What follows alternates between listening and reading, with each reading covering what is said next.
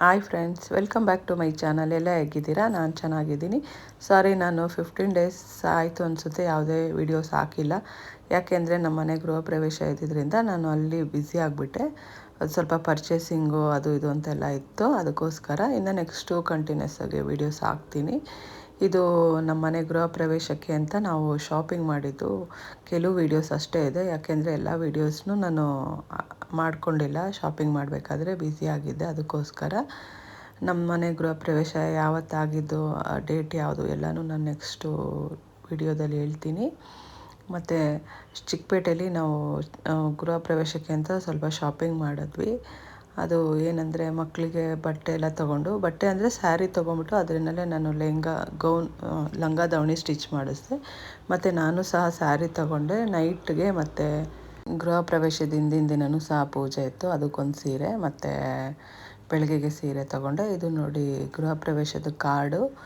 ಅದನ್ನು ಯಾರಿಗೂ ನಾವು ಮನೆಗೆ ಹೋಗಿ ಹೇಳಿಲ್ಲ, ಎಲ್ಲ ಫೋನಲ್ಲಿ ಎಲ್ಲರನ್ನೂ ಇನ್ವೈಟ್ ಮಾಡಿದ್ದು. ಅದಕ್ಕೆ ಅವ್ರಿಗೆ ಲೊಕೇಶನು ಮತ್ತು ಇನ್ವಿಟೇಷನ್ ಕಾರ್ಡ್ ಎಲ್ಲ ಮಾಡಬೇಕಾಗಿತ್ತಲ್ಲ, ಅದನ್ನು ನನ್ನ ಮಗಳು ವಾಟ್ಸಪ್ಪನ್ನಲ್ಲೇ ಕಳಿಸೋ ಥರ ಮಾಡಿಕೊಟ್ಲು. ಮತ್ತು ನೋಡಿ ಮನೆಯೆಲ್ಲ, ಇದು ಗೃಹ ಪ್ರವೇಶಕ್ಕೂ ಒಂದು ವಾರ ಮುಂಚೆ ಇದು ವಿಡಿಯೋ. ಅಂದರೆ ಗೃಹ ಪ್ರವೇಶ ಆಗೋಕ್ಕೂ ಮುಂಚೆ ಮನೆಯೆಲ್ಲ ಫಿನಿಷ್ ಆಗಿತ್ತು. ಅದನ್ನೆಲ್ಲ ಒಂದು ರೌಂಡ್ ಚೆಕ್ ಮಾಡ್ತಾಯಿದ್ದೆ. ಇಂಟೀರಿಯಲ್ ಎಲ್ಲ ಫಿನಿಷ್ ಆಗಿತ್ತು, ಅದೆಲ್ಲ ಕರೆಕ್ಟಾಗಿ ಮಾಡಿದ್ದಾರಾ ಏನು ಅಂತೆಲ್ಲ ನೋಡಿ ಎಲ್ಲ ಕ್ಲೀನಿಂಗ್ ಎಲ್ಲ ಆಗಿತ್ತು. ಕ್ಲೀನಿಂಗ್ ಎಲ್ಲ ಮಾಡಿ ಮುಗಿಸಿದ್ರು. ಗೃಹ ಪ್ರವೇಶನೂ ಸಹ ಚೆನ್ನಾಗಾಯಿತು. ನಾನು ನೆಕ್ಸ್ಟ್ ವ್ಲಾಗಲ್ಲಿ ಗೃಹ ಪ್ರವೇಶ ಯಾವ ರೀತಿ ಆಯಿತು, ಯಾವ ರೀತಿ ಮಾಡಿದ್ವಿ, ಎಲ್ಲ ಯಾರ್ಯಾರು ಬಂದಿದ್ರು ಅನ್ನೋದನ್ನೆಲ್ಲ ನಾನು ನೆಕ್ಸ್ಟ್ ವ್ಲಾಗಲ್ಲಿ ತಿಳಿಸ್ತೀನಿ. ಗೃಹ ಪ್ರವೇಶಕ್ಕೆ ಅಂತ ಕೆಲವು ಶಾಪಿಂಗ್ ಮಾಡಿದ್ವಿ, ಆದರೆ ನಾನು ವೀಡಿಯೋಸ್ ಎಲ್ಲ ಮಾಡ್ಕೊಳಕ್ಕಾಗಲಿಲ್ಲ. ಯಾಕೆ ಅಂದರೆ ಶಾಪಿಂಗ್ ಮಾಡಬೇಕಾದ್ರೆ ನಾನು ಬ್ಯುಸಿ ಆಗಿಬಿಟ್ಟಿದ್ದೆ. ನೆಕ್ಸ್ಟ್ ವ್ಲಾಗಲ್ಲಿ ನಾನು ಗೃಹ ಪ್ರವೇಶಕ್ಕೆ ಯಾವ ಸೀರೆ ತೊಗೊಂಡೆ ಅದನ್ನೆಲ್ಲ ಹೇಳ್ತೀನಿ. ಇದು ನೋಡಿ ನೈಟು ಪೂಜೆಗೆ ಹಾಕ್ಕೊಳ್ಳೋದಕ್ಕೆ ಅಂತ ಮೈಸೂರು ಸಿಲ್ಕ್ ತೊಗೊಂಡಿದ್ದೆ. ಮತ್ತು ಇದು ಲಕ್ಷ್ಮಿ ಇಡ್ತೀವಿ ನಾವು ಗೃಹ ಪ್ರವೇಶದ ದಿನ, ಆ ಲಕ್ಷ್ಮಿ ಗುಡಿಸೋದಕ್ಕೆ ಅಂದ್ಬಿಟ್ಟು ಈ ಸೀರೆ ತೊಗೊಂಡಿದ್ದೆ. ಮತ್ತು ನೆಕ್ಸ್ಟು ಕೆಲವು ರಿಟರ್ನ್ ಗಿಫ್ಟು, ಮತ್ತು ಕೆಲವ್ರಿಗೆ ಸೀರೆ ಕೊಡಬೇಕಾಗಿತ್ತು. ಅದಕ್ಕೂ ಸಹ ಕೆಲವ್ರಿಗೆ ಅಂತ ಯಾರಿಗೂ ಇಲ್ಲ, ನನ್ನ ತಂಗಿಗೆ, ನಮ್ಮ ಅಮ್ಮಂಗೆ ಮತ್ತು ನಮ್ಮ ಅತ್ತೆಗೆ ಅಷ್ಟೇ. ಅದಕ್ಕೋಸ್ಕರ ಸ್ಯಾರಿ ತೊಗೊಳಕ್ಕೆ ಬಂದಿದ್ವಿ. ಅವತ್ತು ಸ್ವಲ್ಪ ಮಳೆನೂ ಇತ್ತು. ಮತ್ತು ಇನ್ನೂ ಸ್ವಲ್ಪ ಪರ್ಚೇಸಿಂಗ್ ಇತ್ತು, ಚಿಕ್ಕ ಪುಟ್ಟದ ಐಟಮ್ಸ್ ಎಲ್ಲ. ಅದನ್ನು ಸಹ ನಾವು ಎಲ್ಲ ಚಿಕ್ಕಪೇಟೆಲೇ, ಆಲ್ಮೋಸ್ಟ್ ಎಲ್ಲನೂ ಚಿಕ್ಕಪೇಟೆಲೇ ಶಾಪಿಂಗ್ ಮಾಡಿದ್ದು. ಒಂದು 10 ಟೈಮ್ಸಾ ಒಂದು 8 ಟೈಮ್ಸ್, ಒಂದು 10 ಸಲನೋ ಇಲ್ಲ 8 ಸಲನೋ ಚಿಕ್ಕಪೇಟೆಗೆ ಹೋಗಿದ್ದೀವಿ. ನಾವು ಹೋದಾಗೆಲ್ಲನೂ ವರ್ಕಿಂಗ್ ಡೇ ಇದ್ದಿದ್ದರಿಂದ ಅಷ್ಟು ರಶ್ ಎಲ್ಲ ಏನಿರಲಿಲ್ಲ. ಮತ್ತು ಇದೆಲ್ಲ ಲೆಹಂಗಾಗೆಲ್ಲ ಕುಚ್ಚಬೇಕಾಗಿತ್ತು, ಅದನ್ನು ಸಹ ಎಲ್ಲ ಚಿಕ್ಕಪೇಟೆಯಲ್ಲಿ ತೊಗೊಂಡ್ವಿ. ನೋಡಿ ಇದೆಲ್ಲ ತುಂಬ ಚೆನ್ನಾಗಿರುತ್ತೆ, ಅಲ್ಲಿ ಕಡಿಮೆಗೂ ಸಿಗುತ್ತೆ. ಅಂಗಡಿಲಾದರೆ ಸ್ವಲ್ಪ ಕಾಸ್ಟ್ಲಿ ಇರುತ್ತೆ. ಅದಾದಮೇಲೆ ನಾನು ರಿಟರ್ನ್ ಗಿಫ್ಟ್ ಎಲ್ಲ ತೊಗೊಬೇಕಾಯಿತು. ಈ ಸಲ ಬ್ಯಾಗು ಕೊಟ್ಟೆ, ಮತ್ತು ಬೇರೆ ಬಾಕ್ಸ್ ಆ ಥರ ಎಲ್ಲ ಮದುವೆಗಳಲ್ಲಿ ಮತ್ತು ಎಲ್ಲ ಫಂಕ್ಷನಲ್ಲಿ ಕೊಡ್ತಾಯಿರ್ತಾರೆ.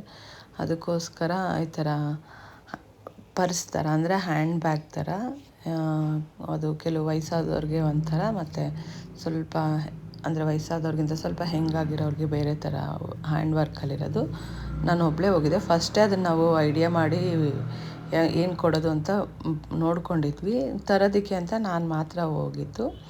ಅಲ್ಲಿಂದ ಹೋಗಬೇಕಾದ್ರೆ ನಾನು ಬಸ್ನಲ್ಲೇ ಹೋಗಿದ್ದು. ತೊಗೊಂಬರ್ಬೇಕಾದ್ರೆ ನನಗಾಗಿಲ್ಲ, ಅದಕ್ಕೆ ಆಟೋದಲ್ಲಿ ಬಂದೆ. ನೋಡಿ ಇದೇನೆ ಎಲ್ಲ ತಂದು ಮನೆಯಲ್ಲಿ ಇಟ್ಟಿದ್ವಿ.